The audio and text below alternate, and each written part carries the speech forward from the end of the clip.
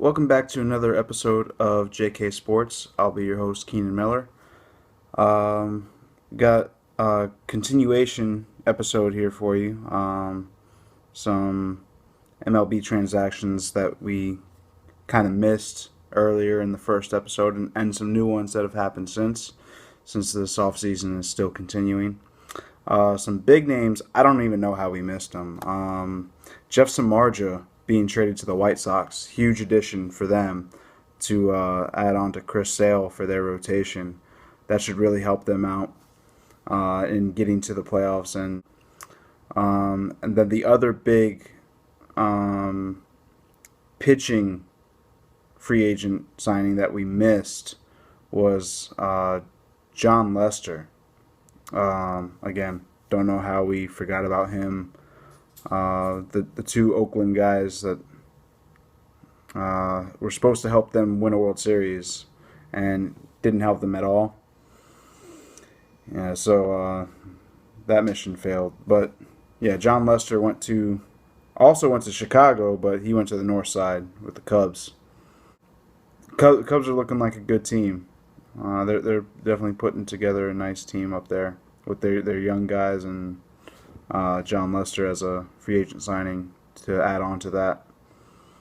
Another big one that we missed, Josh Donaldson traded to Toronto.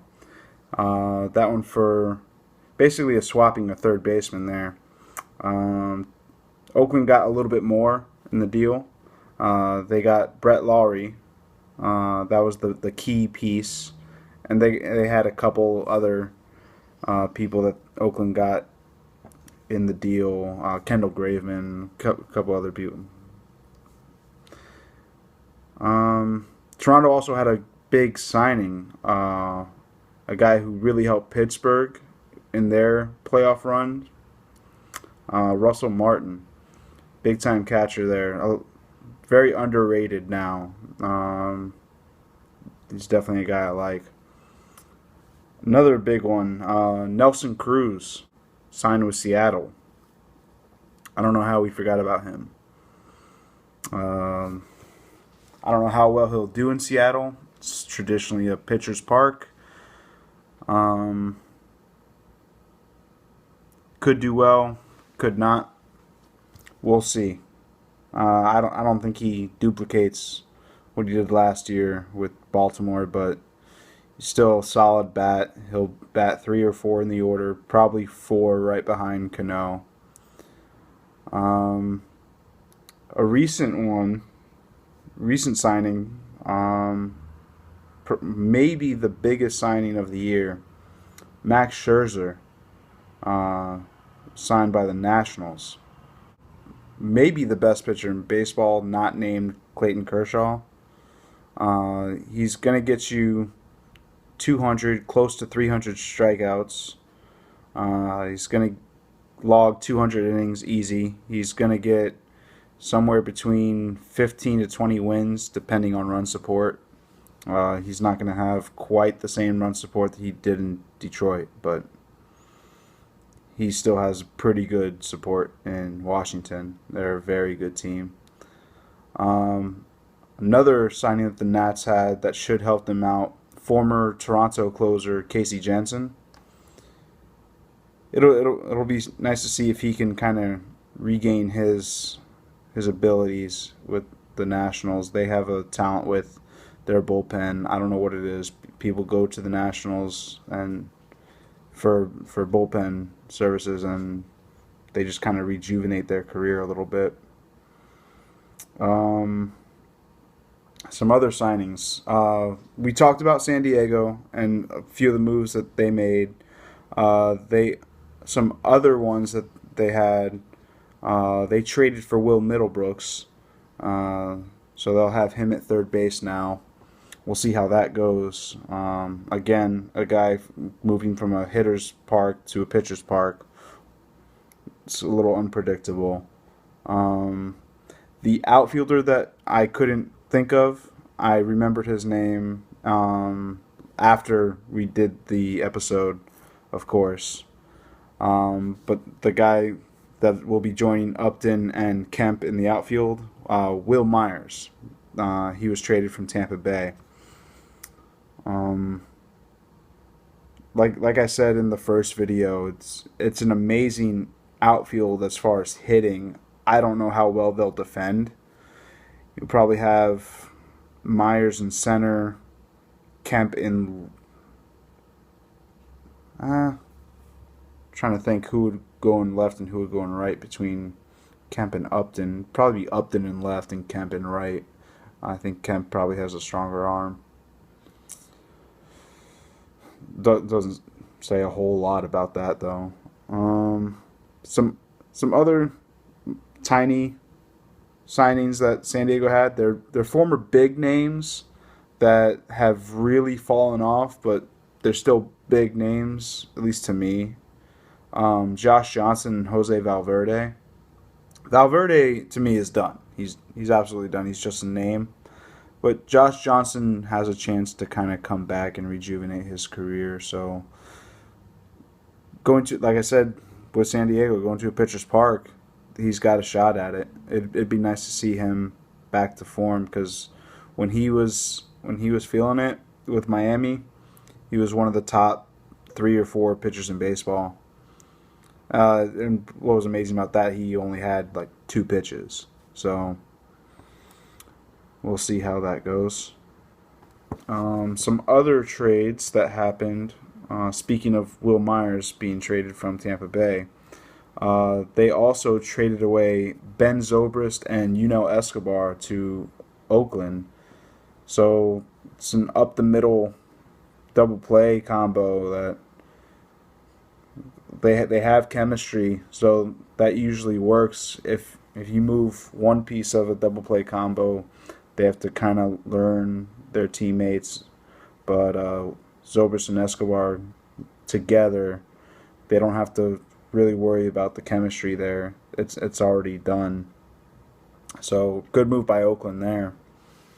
And to replace those two up the middle for Tampa Bay, they signed Asdrubal Cabrera, who just as recently as 2 or 3 years ago was an all-star shortstop. So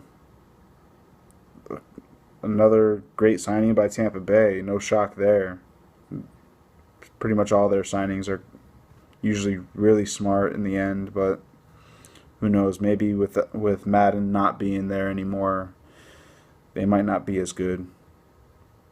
Another big trade that happened recently, one that we expected at the trade deadline last season, but never happened.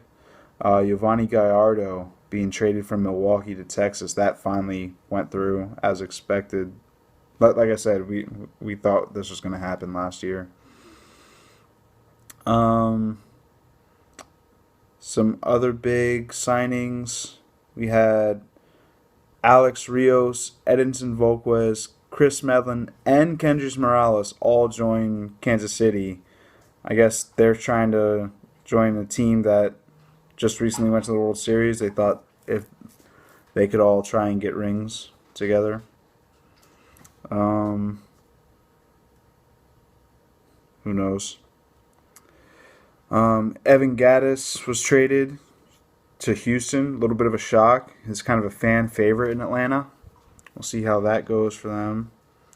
But Atlanta also signed. They got Max Fried in the Justin Upton trade. They also signed Nick Markakis, who very underrated outfielder, and AJ Pierzynski, who he's a little past his prime, but he provides good leadership, so he'll help replace Gattis a little bit. Miami continuing to make moves. It's weird to see as a Marlins fan. They got Michael Morse to play first with their new infield, and they signed Ichiro as a 4th outfielder. I don't know how that's going to work. I guess it'll be nice if one of their outfielders goes down. But other than that signing, to provide ticket sales. That's the only reason I see behind that signing. With Martin Prado coming in to play third base, that afforded Miami the opportunity to trade away Casey McGee, and San Francisco jumped on that, losing Pablo Sandoval to Boston. So that was another trade that happened, Casey McGee going to San Fran. And then my feel-good signing of the year was definitely Torrey Hunter. It's going back to Minnesota, where his career began and blossomed. And I got a theory behind it. They got a young guy coming up, best prospect in baseball, Byron Buxton. Now, the last time we saw a prospect like him was Mike Trout. And who was in the outfield there, the veteran, to help tutor him and bring him along? Torrey Hunter. So I think not only is that a feel-good return story, it's also Torrey Hunter. They're bringing him in to help mentor Buxton when they bring him up. That's my theory behind that one. So, yeah. The offseason's still going on, so we might have a third part to this ongoing episode. I don't see too many more big-time signings or trades happening, but it's baseball. You never know. Thank you for watching. Like, share, comment. If I somehow missed any more, please let me know. I doubt it, but I didn't think I missed any last time, and sure enough, I did miss some big ones. So, yeah, again, thanks for watching. Bye.